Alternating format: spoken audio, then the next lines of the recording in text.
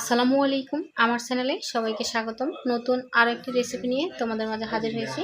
আর আজকে তৈরি করে দেখাবো ভীষণ মজাদার, ইউনিক এবং বাচ্চাদের টিফিনেও দেওয়া যাবে হেলদি একটি রেসিপি। আশা করি আজকের রেসিপিটি অনেক বেশি ভালো লাগবে।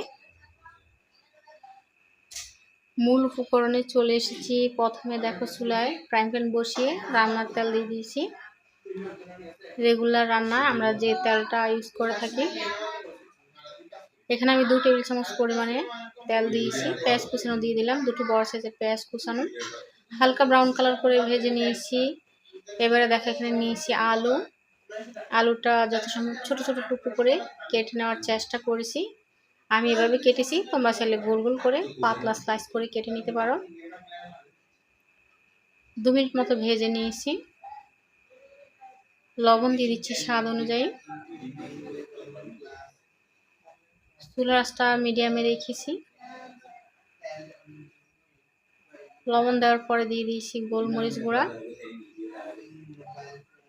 এক হাত দিয়ে দিব আর অন্য হাত দিয়ে মিশিয়ে নেব। চিলি ফ্লেক্স দিলাম। এখানে 2টো শুকনো মরিচ ছোট টুকরো করে কুচি করে কেটে নিয়েছি। চিলি ফ্লেক্স মানে। সম্পূর্ণ উপকরণটা ভালোভাবে মিশিয়ে নিয়েছি। ঢাকা দিয়ে রাখবো একদম স্লো আছে। তো ওদিকে আমার আলুগুলো সিদ্ধ হতে থাক, এদিকে আমি একটি সার্ভিং বোল নিয়েছি আর এখানে দেখো ডিম নিচ্ছি।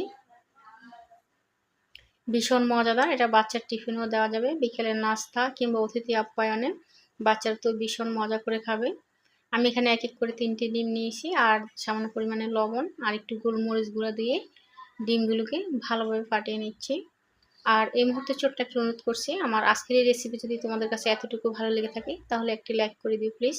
তোমার একটি লাইক আমার এই রেসিপিটা অন্যদের কাছে পৌঁছাতে সাহায্য করবে। 2টো কাঁচামরিচ কুচি করে নিয়েছি। যদি বাচ্চাদের টিফিনে দাও বা বাচ্চারা খাওয়ার জন্য তৈরি করো সেক্ষেত্রে ঝালের পরিমাণটা কমিয়ে দিবে। একটি টমেটো এখানে আমি অর্ধেক নিয়েছি, অর্ধেকটা কুচি করে নিয়েছি। ধনেপাতা কুচানো দিয়ে দিচ্ছি। এক হাত দিয়ে দিচ্ছি আর অন্য হাত দিয়ে মিশিয়ে নিচ্ছি। ডিমটাকে কিন্তু ভালোভাবে ফাটাতে হবে। আর এই মুহূর্তে আমার কাছে মনে হলো যে ডিমের পরিমাণটা একটু কম হয়ে গেছে, সেজন্য আরেকটি ডিম দিলাম। তো টোটাল আমার এখানে 4টি ডিম লেগেছে। আলুর পরিমাণটা বুঝে কিন্তু ডিমটা দিতে হবে। যদি ডিম কম থাকে সেক্ষেত্রে আলুর পরিমাণটা কম দিতে হবে। এখানে আমি 2টো বড় সাইজের আলু দিয়েছি। এখানে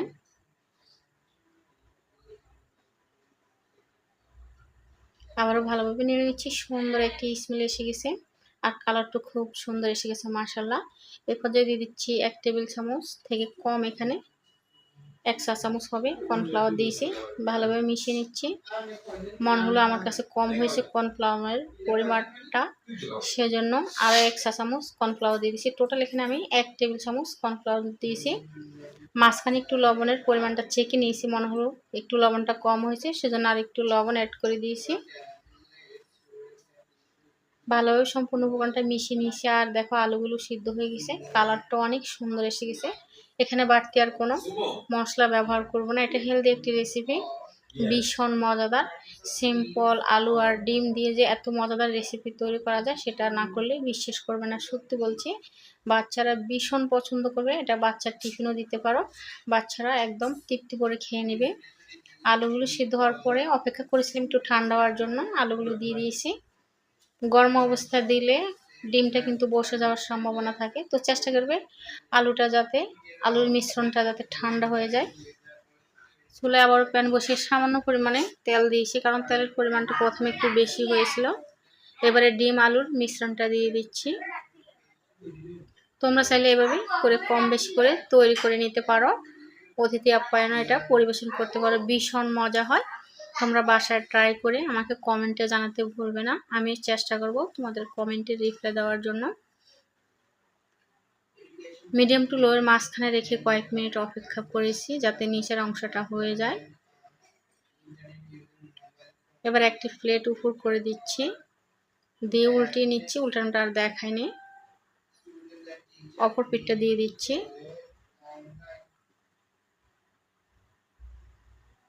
আবারও স্লো আছে কয়েক মিনিট কুক করে নিয়েছি।